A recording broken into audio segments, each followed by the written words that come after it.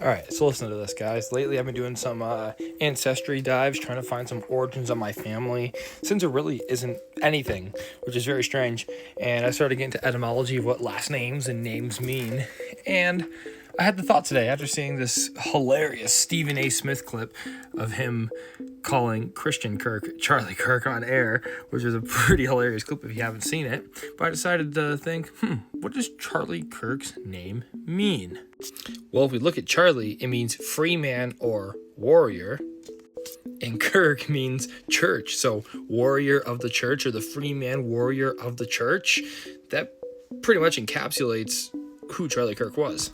So then I thought, who else was recently martyred or murdered within these last couple of years that became a very popular name, a name that's, in our consciousness and subconscious?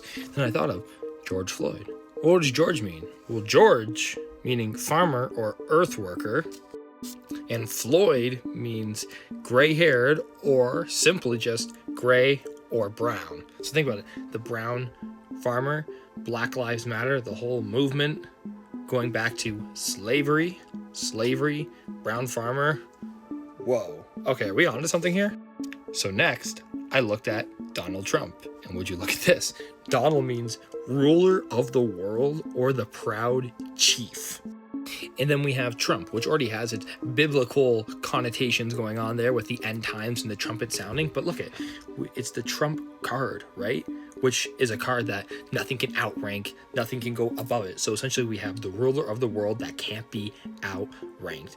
And now just look at that name in the context of today, everything with Venezuela, Greenland, Colombia, Mexico. It seems like there's gonna be this complete Western hemisphere conquering taking place with Donald Trump, the unoutrankable ruler at the helm. So since we looked at Trump, might as well look at Biden, right? So Joe means God will give or God will add. Now look at this. Look at one of the origins of the last name Biden. Shadow Valley. God will add or God will bring the Shadow Valley.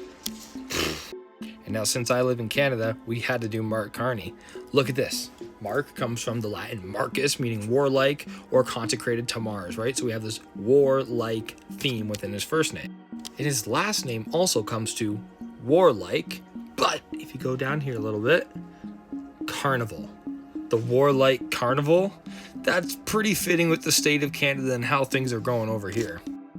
I don't know. This is pretty fascinating, guys. I think we're onto something here with the wordplay and what's going on. I mean, these people are in the forefront of our consciousness in the media, in front of our eyes for a reason. And if their names have these secret undertones and secret vibrational energies that they carry, and that's being planted into our subconscious, essentially alluding us to plans that will be taking place or things that are going to happen, I think it's very important that we start to study these things, or at least be consciously aware of what we're consuming and why. And I think this etymology practice can be something that's going to continue to come up in the future here. So I hope you guys enjoyed that. I sure as hell did. It is absolutely fucking crazy, especially when we started tying it to my family, our last name, our first names, and there's so much. I